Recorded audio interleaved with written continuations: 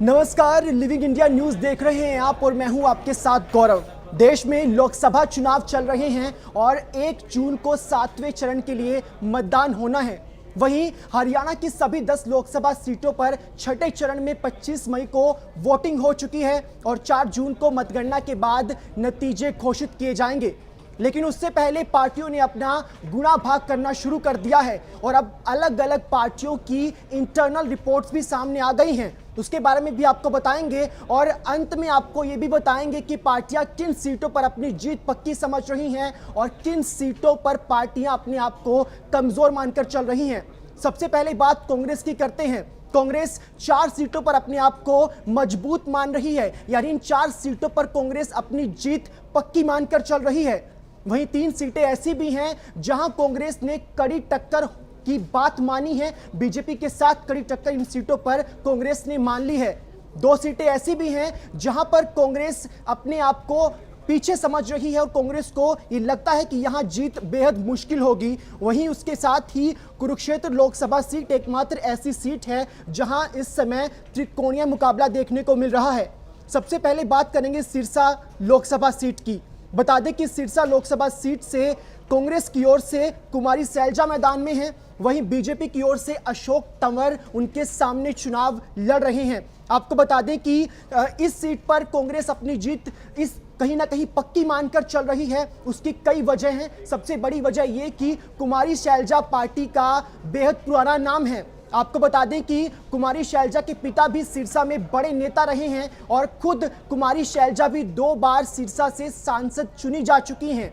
वहीं अगर उनके प्रतिद्वंदी और बीजेपी के उम्मीदवार अशोक तंवर की बात की जाए तो अशोक तंवर दरअसल कांग्रेस में रहे हैं। कांग्रेस से उन्होंने चुनाव भी लड़े, कांग्रेस से प्रदेश अध्यक्ष भी बने, लेकिन उन्होंने ऐन मौके पर चुनाव से पहले बीजेपी का दामन थामा और बीजेपी की टिकट पर कुमारी सैलजा को टक्कर दे रहे हैं। तो ये कहीं ना कहीं उनके, आप मान लीजिए कि उनकी एक कमजोरी से जनता ने माना है कि दल बदल उन्होंने किया है, जिसकी वजह से सिरसा की जनता अब उनसे परेशान नजर आ रही है, उनसे कहीं ना कहीं नाराज नजर आ रही है। तो ये वजह है कि सिरसा लोकसभा सीट पर कांग्रेस अपनी जीत पक्की समझ रही है। कुमारी सैलजा यहां से जीतेगी ऐसा विश्वास कांग्रेस को है और कांग्रेस की इंटरनल रिपोर्ट में भी ये बात सामने आई है। उसके बाद हम चलते हैं रोहतक लोकसभा सीट पर। दरअसल रोहतक लोकसभा सीट 2024 में एक हॉट सीट बन गई है।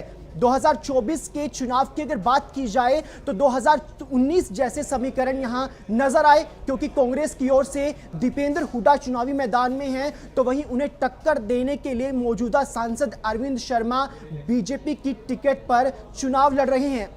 आपको बता दें कि कांग्रेस इस सीट पर भी अपनी जीत पक्की समझ रही है। उसकी कई वजह है। सबसे पहली और अहम वजह यह कि इस सीट पर जाट वोटर की संख्या काफी ज्यादा है, तो ऐसे में बीजेपी के खिलाफ जाट वोटर्स जा सकते हैं, ऐसा कांग्रेस को विश्वास है। और साथ ही आप ये भी मानकर चलिए कि चूंकि किसान आंदोलन हुआ, लगातार किसान बीजेपी के खिलाफ बयान भी देते हुए नजर आए, तो ऐसे में कांग्रेस को विश्वास है कि रोहतक लोकसभा सीट पर जाट और किसान मतदाता ने उनके पक्ष में वोट किया है और यहां से दीपेंद्र हुड्डा की जीत को पार्टी कहीं ना कहीं सुनिश्चित मानकर चल रही है। तो 2 सीट आपको बताई, रोहतक और सिरसा।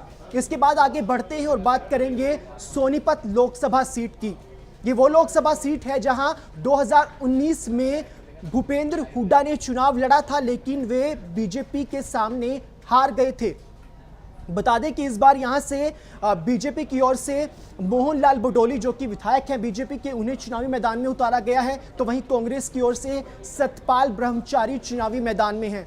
इस सीट पर भी कांग्रेस अपनी जीत पक्की समझ रही है। उसकी सबसे बड़ी वजह यह कि सतपाल ब्रह्मचारी दरअसल एक सन्यासी हैं और कई सारे उनके जो आश्रम हैं हरिद्वार में चल रहे हैं, तो पार्टी को लगता है कि उसका फायदा मिल सकता है और ब्राह्मण वोटरों को साधने में पार्टी यहां कामयाब हुई है, ऐसा पार्टी को लगता है। तो ऐसे में सोनीपत लोकसभा सीट पर भी कांग्रेस अपनी जीत पक्की मानकर चल रही है।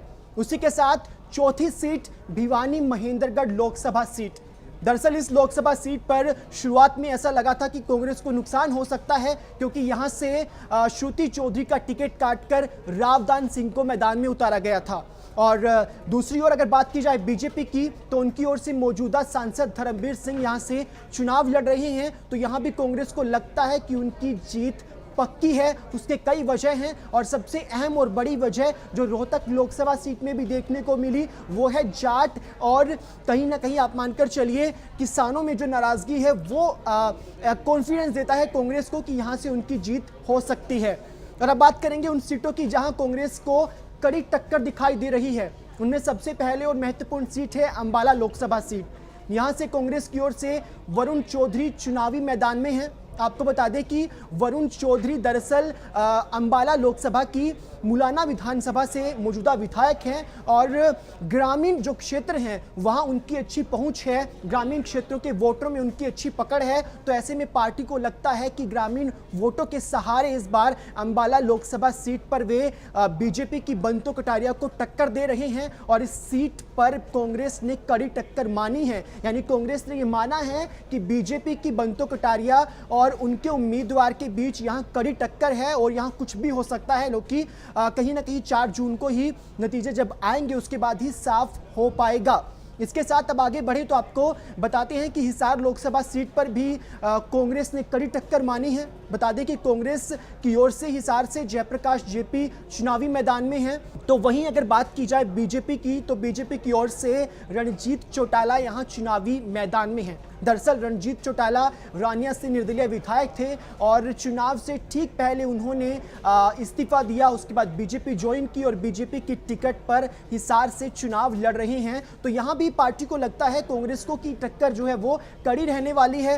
हालांकि जानकारों की अगर माने, बीजेपी की रिपोर्ट्स पर भी अगर आप नजर डालें तो ये देखने को मिल रहा है कि यहां दरअसल इनेलो और जेजेपी के जो वोटर हैं उनकी भी अच्छी पकड़ है। तो ऐसे में कांग्रेस को नुकसान भी हो सकता है। तो यानी अगर आप दोनों पार्टियों की राय लेकर चले तो दोनों पार्टियां कहीं ना कहीं इस सीट पर कड़ी टक्कर मानकर चल रही हैं। तो हिसार लोकसभा सीट भी एक ऐसी सीट है जहां आप ये मानकर चलिए कि दोनों ही पार्टियां कड़ी टक्कर मानकर चल रही हैं। जयप्रकाश जेपी कांग्रेस के उम्मीदवार जिन्होंने उपचुनाव भी लड़ा था कुलदीप बिश्नोई के बेटे भव्य बिश्नोई के खिलाफ, लेकिन वहां उन्हें हार का सामना करना पड़ा था। तो हिसार लोकसभा सीट भी एक ऐसी सीट है जहां पर पार्टी कड़ी टक्कर मानकर चल रही है। उसके बाद आपको 2 लोकसभा सीटें ऐसी बताएंगे जहां कांग्रेस ने कहीं ना कहीं हथियार एक तरह से डाल दिए हैं और यहां कांग्रेस को लगता है कि यहां जीत कहीं ना कहीं काफी मुश्किल होगी। जिनमें सबसे महत्वपूर्ण और जो हॉट सीट भी रही इस बार वो है करनाल लोकसभा सीट।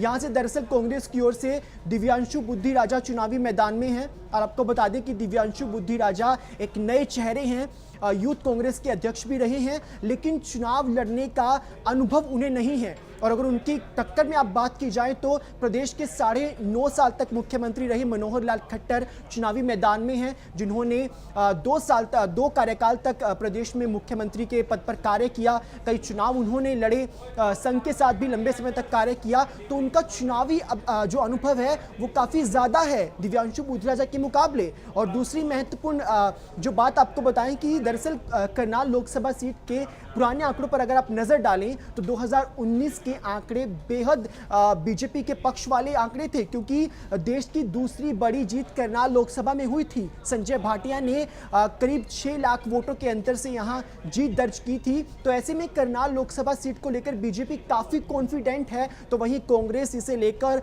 अब आप मानकर चले कि अंडर कॉन्फिडेंट नजर आ रही है, क्योंकि कांग्रेस ने एक तरह से अपनी हार यहां मान ली है। हालांकि इंटरनल रिपोर्ट में भी ऐसा ही खुलासा जो है वो किया गया है। तो करनाल लोकसभा सीट वो लोकसभा सीट जहां अब कांग्रेस ने अपनी हार एक तरह से मान ही ली है। उसके बाद आप आगे बढ़े तो बात करेंगे गुरुग्राम लोकसभा सीट की। ये वो लोकसभा सीट है जहां से कांग्रेस ने बाहरी उम्मीदवार को मैदान में उतारा था। राज बब्बर यहां से कांग्रेस के उम्मीदवार बने, जिनकी टक्कर में 5 बार के सांसद राव इंदरजीत चुनावी मैदान में थे। तो ऐसे में यहां अब देखकर चलिए कि यहां भी कहीं ना कहीं पार्टी मानकर चल रही है कि जीत तो नहीं होगी, यानी जीत को लेकर इतनी सुनिश्चित पार्टी नहीं है।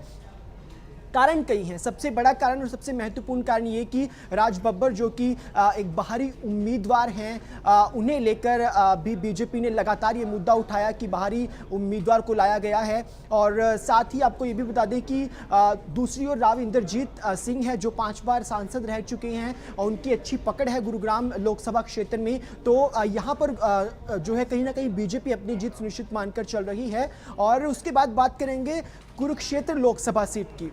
ये वो लोकसभा सीट है जहां दोनों ही पार्टीज की रिपोर्ट ने त्रिकोणीय मुकाबला होने की बात कही है। दरअसल यहां से कांग्रेस और आपके साझे उम्मीदवार सुशील गुप्ता चुनावी मैदान में हैं। उनके सामने बीजेपी के नवीन जिंदल और इनेलो से अभय चौटाला ने चुनाव लड़ा।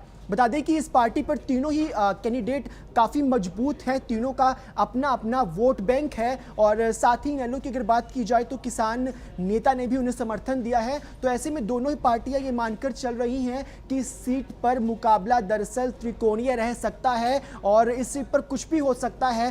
किस पार्टी के पक्ष में वोटर ने वोट किया होगा वो तो 4 जून को पता चलेगा। लेकिन अगर आप दोनों पार्टीज की रिपोर्ट को अब देखकर चलें तो ये मानकर चलिए कि कुछ सीटें ऐसी हैं जिनको लेकर दरअसल दोनों पार्टियों की राय वो एक मत नजर आएगी आपको। जिसमें सिरसा की बात कर लीजिए, रोहतक की बात कर लीजिए, इन दोनों ही सीटों पर चाहे आप कांग्रेस की बात कीजिए चाहे बीजेपी, दोनों ने ही कहीं ना कहीं ये मान लिया है कि ये दो जो सीटें हैं वो कांग्रेस के खाते में जा रही हैं। तो ये बड़ी बात कि इन 2 सीटों पर कांग्रेस काफी मजबूती से उभर कर सामने आई है।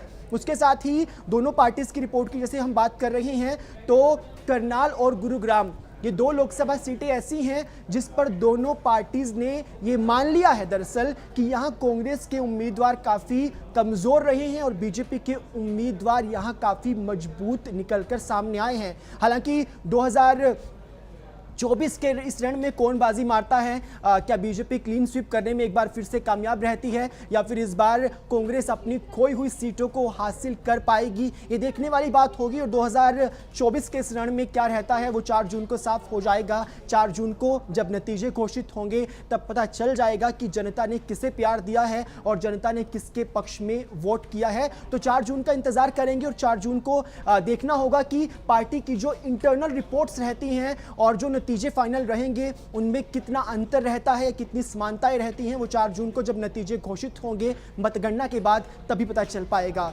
तो इस खबर में इतना ही और तमाम छोटी बड़ी खबर के लिए आप देखते रहिए लिविंग इंडिया न्यूज़।